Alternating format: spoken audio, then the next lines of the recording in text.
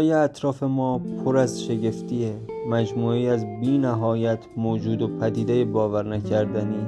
اما باید قبول کنیم ما آدم‌ها که خیلی هم از اومدنمون توی این دنیا نمیگذره، عجیبترین و خاصترین موجودی هستیم که خودمون تا امروز بهش برخوردیم.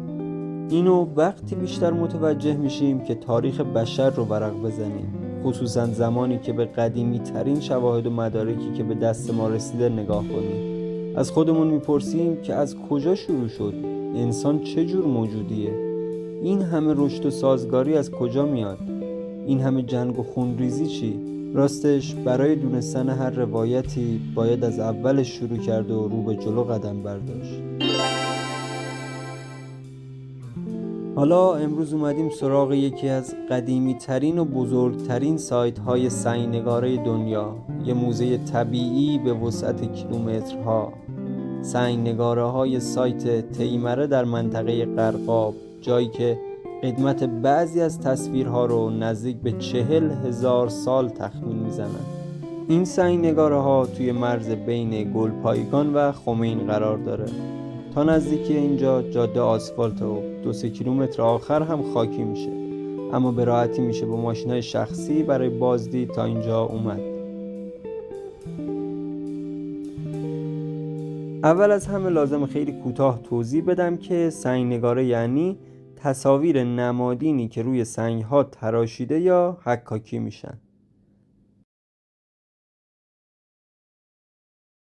سنگ‌نگاره‌های تیمره در منطقه وسیعی پراکندن و میشه گفت توی مساحت بزرگی از دشت به اکثر صخره‌ها و قطع سنگ‌ها که میرسی میتونی تعدادی از اونها رو ببینی.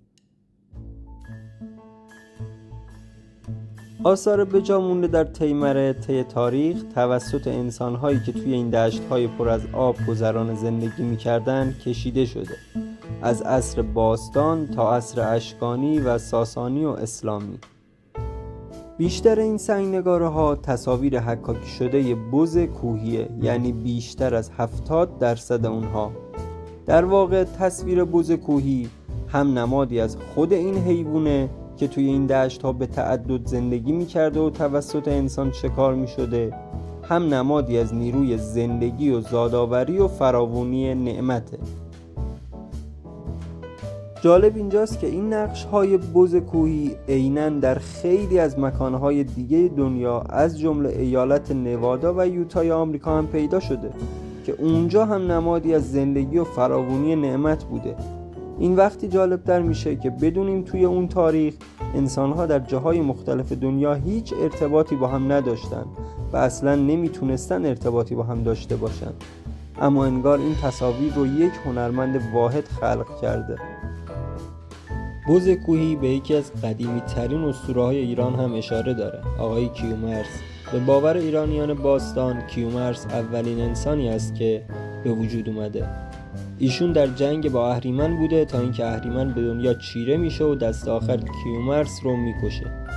قطراتی از خون کیومرث روی زمین میریزه و بعد از 40 سال 2 گیاه ریواس در اون جایگاه رشد میکنه. این 2 گیاه ریواس برگ میدن و انقدر در هم تنیده میشن که انگار یکی هستن. بعد از 9 ماه این 2 گیاه ظاهر انسانی پیدا میکنن و اهورامزدا به اونها روح انسانی میده. اسم این 2 نفر مشی و مشیانه است، همون آدم و حوای خودمون. در این اسطوره هم مشی و مشیانه از شیر یه بز کوهی تغذیه میکنن که نشون از اهمیت این حیوان در باور ما ایرانی ها داره. از بز که بگذریم، اینجا نقش‌های زیادی از گیاهان و حیوانات مختلف مثل شیر و پلنگ و گرگ و گوزن و آهو هم به چشم میخوره و البته اسب و شتر و مار و گراز. جالبه بدونید بعضی از تصاویر مربوط میشه به حیواناتی که امروزه منقرض شدن. آثار خیلی قدیمی از شکار، اهلی کردن حیوونا و زراعت هم هست. آدم‌هایی که با تیر و کمان و نیزه حیوانات رو شکار می‌کردن و حتی از سگ‌های تربیت شده هم کمک می‌گرفتن. اسب‌ها و بزها رو رام می‌کردن و گیاهان رو برای خودشون پرورش می‌دادن.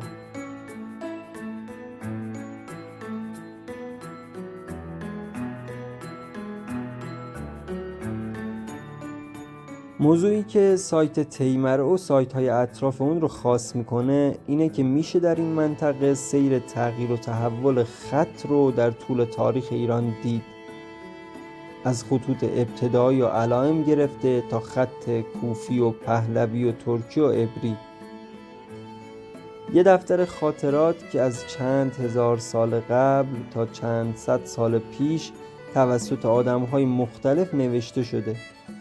البته الان هم آدم‌هایی هستن که دوست دارن از خودشون روی این آثار یادگاری به جا بذارن که مایه تأسفه. توی دنیایی که اون سنگ‌ها نگاشته شدن، شاید تنها ابزار بشر برای ثبت خودش همون قطعه سنگ بوده و بس.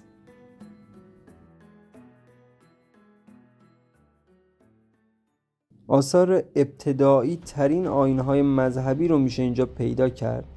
مراسم‌های مذهبی، نمادهای مقدس، باورهای کهن آدمایی که هزاران سال قبل اینجا زندگی میکردن. در واقع این نگاره‌ها سبک زندگی بشر رو در طول تاریخ به ما نشون میدن. مردمی که با خدایان خودشون و برداشت خودشون از دنیا زندگی میکردن و حالا هم جز همین آثار دیگه هیچی ازشون باقی نمونده. جالبه بدونید بعضی از اشکال و علائمی که در تیمره پیدا شده فرضیه ی حضور فرازمینی ها رو در زمین افزایش داده. شباهت این نگاره ها به تصور ما از آدم فضایی ها در نوع خودش جالبه. حتی در یکی از این نقاشی ها چند مرد سوارکار و پیاده در حال جنگ با یه انسان غول پیکرن که واقعا نمیشه گفت چه منظوری داره.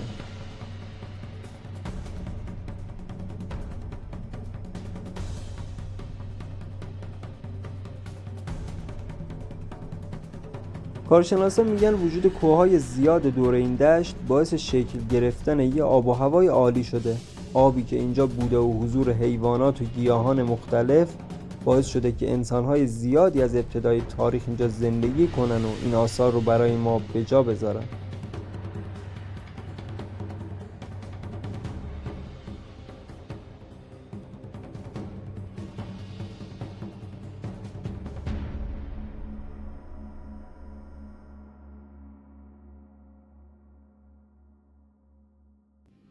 اینجا تعدادی فنجان نما هم کشف شده. فنجان نماها یه جور تقویم ابتدایی بودن، نوعی یادآور، نقطه های کنده شده روی یه قطعه سنگ که اکثرا یه دایره رو تشکیل میدن. برای ثبت زمان خاصی، گاه شماری یا وقایع یه مراسم مذهبی و حتی مسیریابی استفاده می شدن. حتی با پیدا شدن نقش تقریباً 5000 ساله یک زیگورات در تیمره این نظریه قوت گرفته که ایده این فرم معماری از ایران باستان به بقیه جاهای دنیا رفته.